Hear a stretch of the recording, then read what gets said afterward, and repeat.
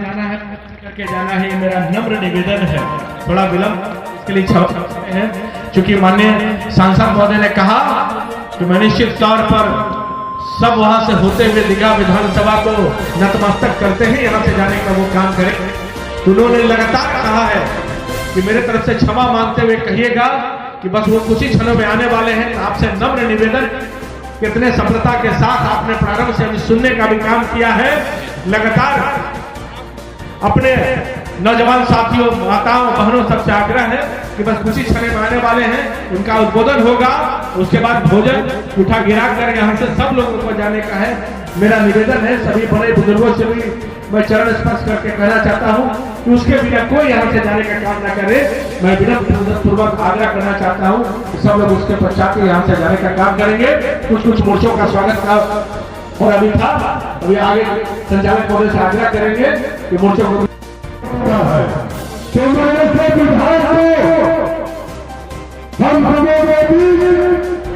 हम आवाज देना चाहूंगा जिन्होंने इस दीघा विधान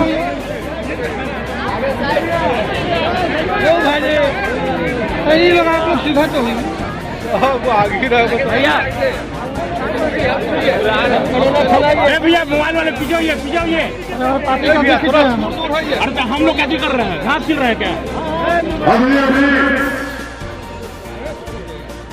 अरे मोबाइल लीजिए, कीजिए ना जी।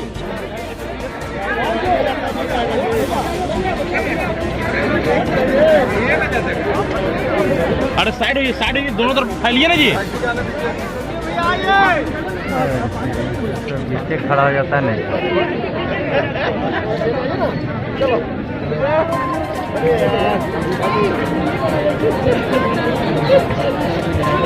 मोदी जी, किसानों को आजादी मिलनी चाहिए। मंडी हो तो मंडी में बेचो या बाहर में, और न किसी किसान की जमीन जाएगी, न किसी की माल की जमीन का लीज होगा, न किसी जमान का कुछ और होगा। तो किसान की जमीन थी, किसान के लिए अवसर थी, किसान खेती में आगे बढ़े, ये पूरी कहानी है। और ये सारे कांग्रेसी वही कर रहे थे, क्या राहुल गांधी, क्या मनमोहन सिंह, क्या सीपीआई, क्या सीपीएम, क्या शरद पवार। इसलिए इनके दोहरे चेहरे को बेनकाब करिए और किसानों के लिए अवसर पैदा करिए। यही तो है किसान का सम्मेलन और यही तो ये कानून। और लंबा नहीं बोलूंगा, आप लोग नीचे जाकर जनता को साफ साफ बताइए, ये पूरा कानून किसानों को अवसर देता है। तो मेरे साथ जोर से बोलिए, भारत माता की, भारत माता की। तो बहुत बहुत धन्यवाद, बहुत अभिनंदन। आप लोगों ने इतना देर इंतजार किया।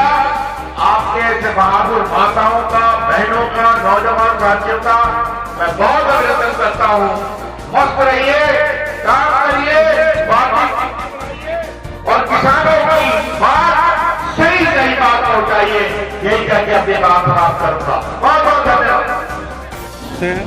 किसान के अधिकार को लेकर के पूरी तरह से तैयार बैठी हुई है, लेकिन कहीं ना कहीं विपक्ष जो है बरगलाने का काम कर रहा है। किसान को भी लग रहा है कि कहीं ना कहीं हम भ्रम की स्थिति में हैं, उनको फैक्ट की जानकारी नहीं। क्या लगता है कैसे उनको पहुंचाने का काम करेंगे, उनको जानकारी देने का काम करेंगे? आज सबसे बड़ी बात क्या है कि किसान की आय दोगुना करने के लिए भी माननीय प्रधानमंत्री ने अनेकों काम किए हैं। यूरिया की जो कालाबाजारी होती थी वो भी बंद हुआ है। तो आपके नेतृत्व, उनके नेतृत्व में यूरिया कोटेड भी जो हुआ है तो कालाबाजारी भी बंद हुआ है। और किसानों के लिए समर्पित ये सरकार अनेक ऐसे कल्याणकारी योजना आगे बढ़ाने का काम किया है। उसी का परिणाम दिखाई दे रहा है कि किसान कहीं भी भ्रमित नहीं है। केवल एक प्रांत को छोड़कर किसान भ्रमित नहीं है। कॉन्ट्रैक्ट फार्मिंग से लेकर सब वहाँ के नेता करने का काम करते हैं। ये बताने का काम उनको करना चाहिए। आज 6,000 रुपये प्रत्येक किसानों को अकाउंट में भी जाता है।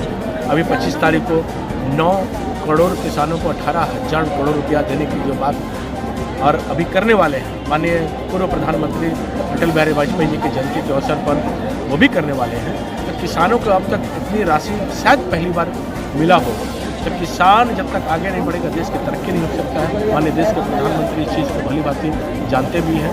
तो जो भ्रम की स्थिति पैदा की गई है उस भ्रम को जनता समझ रही है, जनता जान रही है कि किसान अगर मूल्य जो MSP के आधार पर मिल रहा है उसके ज़्यादा भी कहीं मिलता है तो वहाँ देने में कठिनाई क्या है, उनको क्या लग रहा है? तो आज किसान मजबूत ना हो, किसान मजबूर हो, ये विपक्ष को लग रहा है। नहीं, किसान का कहना है कि MSP लागू होने के बावजूद हमें MSP से कम कीमत पर औने पौने भाव में अनाज मुझे बेचना पड़ता है, तो बाद में स्थिति जब कॉर्पोरेट हमारे ऊपर चढ़ जाएगा तो और मेरी बुरी स्थिति हो जाएगी। उसका कहना है कि सब्जी मंडी सिस्टम लागू होना चाहिए।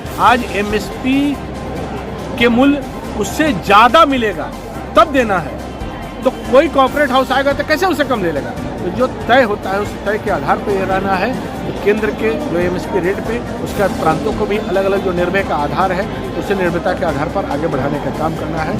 तो कृषकों को निश्चित तौर पर इस बात को समझ रहे हैं और आंदोलन जो एक प्रांत को लेकर हो रहा है और कहीं भी प्रांत में आप देखेंगे किसी प्रकार का आंदोलन का स्वरूप नहीं ले रहा है, कहीं भी किसी प्रकार का दिग्भ्रमण नहीं है। यानी मानते हैं कि किसान बिल कहीं ना कहीं उनके हित के लिए है, पूरी तरह से हित के लिए है और किसान को आय दोगुना भी होगा, किसान को इस प्रकार से विकल्प भी मिलेंगे, फिर किसानों के लिए संकल्प भी बढ़ेगा। Thank you.